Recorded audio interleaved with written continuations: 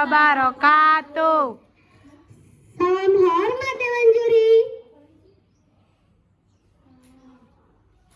Halo teman-teman. Halo. Apa kabarnya hari ini? Baik. Sudah pasti sehat kan? Sehat. Perkenalkan, nama saya Radika Abi Ardiansyah, siswa kelas 3B, berasal dari SDN 05 Pasar Morowabu. Kali ini Dika akan bertutur yang pastinya seru. Dan salah-salah itunya. Cerita ini Yes, boleh. Ya, diambil dari agak mungkin. Buku Yang antologi. ditulis buku yang ditulis Ibu Dian Sarmita dan kawan-kawan. yang berjudul mainan badan kak. Kok kami lah kegerakan matur bacanya. Yang berjudul Banca Barumui. Bain kan badan. Badan. Di kaki gunung Yang yang diselimuti kabut tipis, ada sebuah kampung kecil. badan di layar. Sawah terbentang luas, padi-padi bergayang seperti menari, dan sungai berkilauan seolah membawa cerita dari gunung. Oke, bagus. Malam hari, Gaina langit badannya. penuh bintang. Kunang-kunang berterbangan. Cahayanya kecil tapi indah. Kampung itu tampak seperti negeri dongeng. Mainan badan lihat badan. Di salah satu sudut kampung berdiri rumah kecil berdinding papan. Kak, berdiri rumah kecil kak, berdinding papan. Berdiri rumah kecil berdinding papan. Enggak, ngaku kok susah banai kak? Berdinding papan. Dari atap rumbia, gua hujan terdengar tetes air. Wajah kaku bana. Tip, tip, Jalan. tip.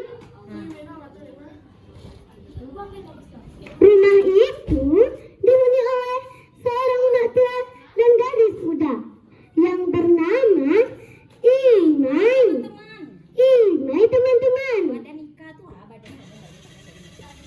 Imai terkenal sangat cantik. Kak. Sangat cantik. Rambutnya panjang berkilau. Wajahnya putih bersinar. Bila orang melihatnya, pasti selalu kagum. Tapi hatinya kasar dan penuh kesombongan. Bila emak meminta tolong, ia sering menolak. Suatu malam, Bana dikali. kampung sunyi. Dan tapi itu kan berkali. Hanya ada suara angin di sela bambu.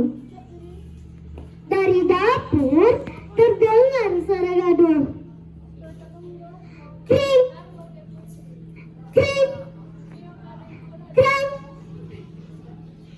Panci dan piring berjatuhan. Emak berjalan dengan tongkat kayu. Berjalan ya. Dia jalan. Ya tarilah. Jalanlah. Tok, Iyo berjalan ke situ. Ya tarilah, ngapain kau kode-kode mama iyo. Iyo. Tet, tet, tet. Dia menemui Imai membongkar wadah beras. Emak berkata dengan lembut, "Nak, beras sudah habis." Imai menjawab emaknya dengan penuh amarah. Brak, piring ia hempaskan.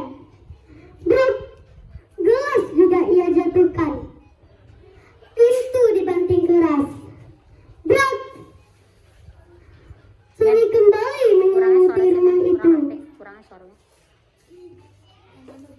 Yang di bawah. Nah, itu. Keesokan harinya, matahari menyinari jendela bambu.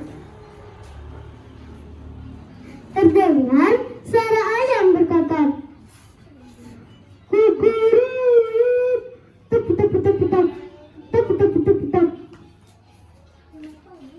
Emak mengajak Imai ke rumah Andang Gadi Ajo. Imai dengan wajah masak terpaksa ikut. Gerakan badan kah?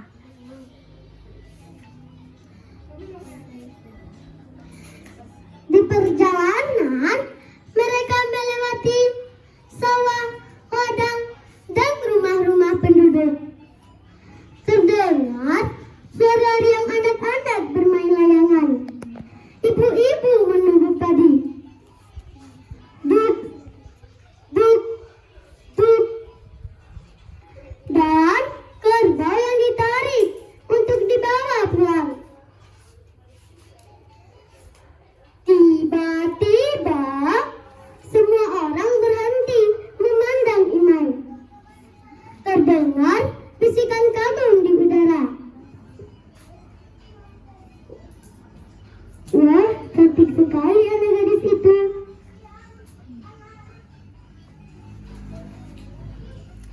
Imai dengan bangga berjalan di depan, sedangkan emak berjalan di belakang menahan letih dengan tongkat kayu. Setibanya di rumah Andang Gadi Ajo, pintu diketuk keras. Tok tok tok, batu saya dimakan ratu. Bukain pintu Andang.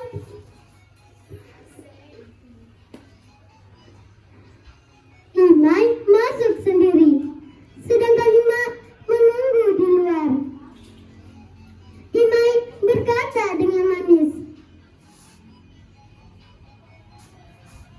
Andang, orang tua itu hanya pembantu, tidak usah masuk ke dalam. Hati emak perih. Ia menduduk, membiarkan air mata berjatuhan.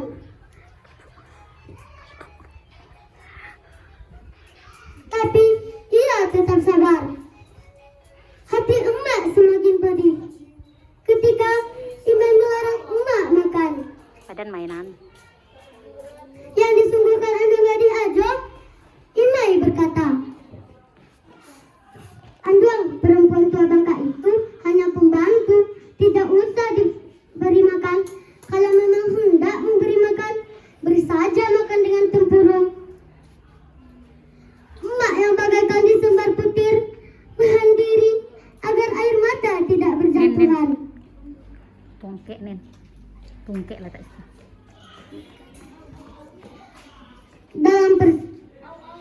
Setelah makan dan mengambil padi, mereka pun pulang.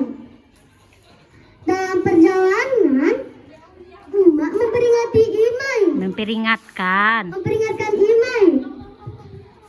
Nak, hati-hati di depan, ada banca, jalannya licin. Tapi Imai yang sombong melangkah makin cepat.